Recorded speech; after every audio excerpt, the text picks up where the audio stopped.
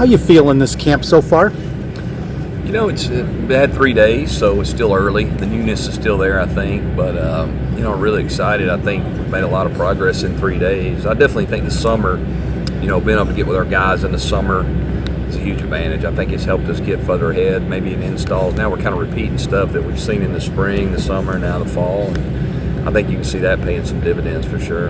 Explain that process a little bit more, as that's new. What does that mean over the summer and the way in which you work with guys? Well, we've always had captains practice in the summer that are player-led, but they don't allow, the rules did not allow coaches to be involved with a football. Now, you know, they let us get in the summer with them 2 hours a week, and you can have a football with you, which obviously throwing routes and getting the timing and getting to know each other. I think it's just made it where we were able to maybe do a little bit more install, and therefore allowed us to, you know, hopefully execute at a higher level. And I feel like that's helped us, and especially some of the new guys that came in even in spring and summer. Now this is sometimes the third time they've gone through this install, and we're trying to get our base and foundation plays in, and I think that's been a huge advantage so far for us. What growth have you seen from Mikey Keene? Yeah, I think, you know, in the spring when I got here, he was already physically, I think, ahead of where he was last year. So, you know, for me, it's been very similar to the spring, even better. I just think the understanding of the offense, the nuances of all the details, situational football, I think, has improved tremendously, whether it's red zone, third downs, things to anticipate from a standpoint of pressures or coverages you might see. I know we spent a lot of time this summer individually with the quarterbacks just watching and learning football. You know, hey, this is what we call this coverage, this front, this pressure, and these are the things that we can take advantage of versus, you know, all coverages and fronts, everything. It's all got weaknesses, just like plays do. So I just think hopefully his knowledge and growth from a football IQ has improved, and I think you see that on the field with a little more confidence probably. The more reps he gets, the more confidence he'll get. And then John Rhys Plumlee hadn't played quarterback for a while. That's hard to jump back in. Yeah, no doubt. That's a great. I mean, that's something I think people got to remember. But you know what I saw from about practice 6 or 7 on in the spring, he really took a big step. He made a lot of improvement. I think our spring game, he proved a lot of that as well. And he's continued to get better and better. And he and Mikey are really good. They're great kids. They push each other. Got a great relationship.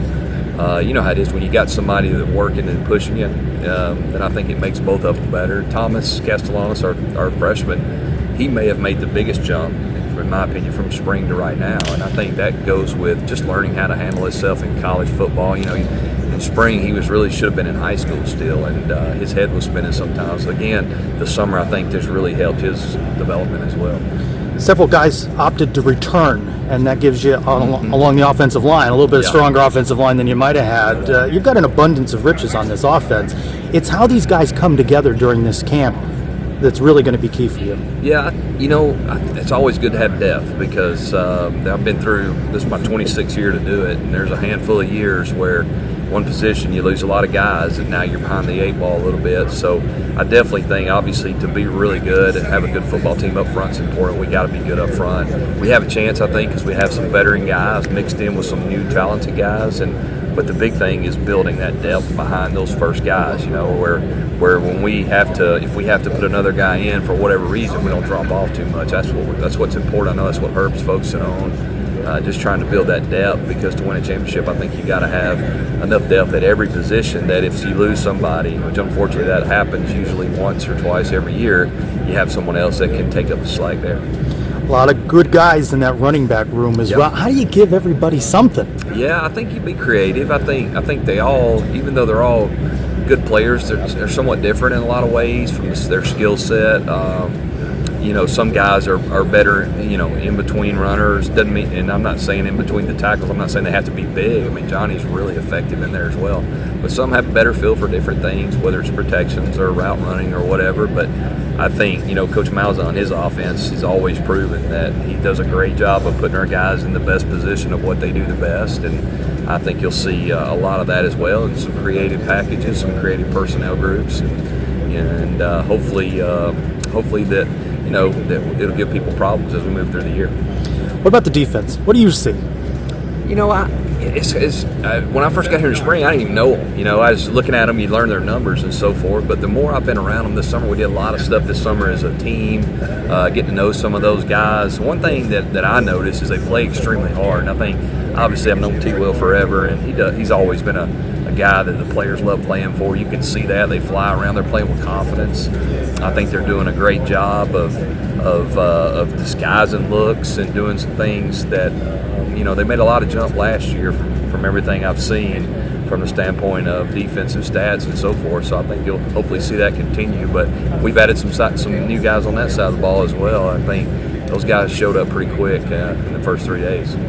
What are you noticing from kids when you talk to about UCF, that recruiting process? The language is changing a little bit, isn't it, with that ascension to the Big 12? Yeah, it is. I tell you, it's been a huge, I guess, advantage for us, however you want to say it, just because I think it really, going to the Big 12, that's the one thing over time sometimes could get can hang us up a little bit with a guy, especially a guy that's got a ton of options. And don't get me wrong, I think UCF in general has always really done a nice job of getting good players here, that's for sure. But I think now it gets us in the game with some guys maybe a little earlier. They're excited about the momentum here. Our social media, our people that put out stuff, and I got friends back home and other people that tell me all the time, man, that's the most impressive thing was just seeing all that goes on with y'all social media. And our fan base, I think, is very active for sure and involved in our recruiting. And overall, I just think, this move to the Big 12 has really been a game changer for us, and we got to take advantage of it and seize the moment. When you have Dante Culpepper back on this campus, what's your takeaway from a conversation with him and hearing him talk to the students? You know what? I was so impressed how humble he was. That was the thing that stood out for me. He kind of told his story a little bit about where he was from and his background, how he ended up here, and the things that he went through to get himself ready to come to UCF. And you can tell it's a humble guy that is very, he knows he's very fortunate to be where he is today in life, and it was because of some things that he went through early in life, some hard work, and you can tell he's very appreciative of his time here at UCF and the relationships that he's made. And I've seen him 2 or 3 times now since I've been here, and I know he's excited to get back as much as he can. You mentioned seize the moment earlier. Coach Malzahn has been talking about that. What does that mean to you? How does that drive you? Well, I think each and every year, as a team, as a organization, you have kind of a theme, a motto, based on your team. I don't think you can have the same one every year and the same one every place, wherever you've been or whatever. And I think that motto or that mantra, it fits this team. And I think that's the biggest thing. We have an opportunity, I think, to have a really good football team. It's just there's so many things that go along with that from the standpoint of gelling together, staying as injury-free as you can. Anytime I've been on a special team, there's always been a handful of games that come down on the last drive, good or bad or whatever, and finding a way to win those games. So I think the opportunity for us here is we know we have some veterans coming back that have played a lot. We know we've added, we think, some good pieces to the puzzle, but a lot of people have done that. So it's all relative to that. But just taking advantage of every opportunity we have, seize the moment. Don't look, take one day at a time. Don't try to look down the road too much. Fall camp's a grind, right? Spring ball was a grind. Take one day at a time, try to improve, and then when we get these opportunities, because if you really think about it, you're guaranteed 12 opportunities. That's it. It's once a week basically, and it's different than any other sport in that matter. So each and every time you go out, let's seize the moment. Let's take advantage of it. Let's don't take anything for granted.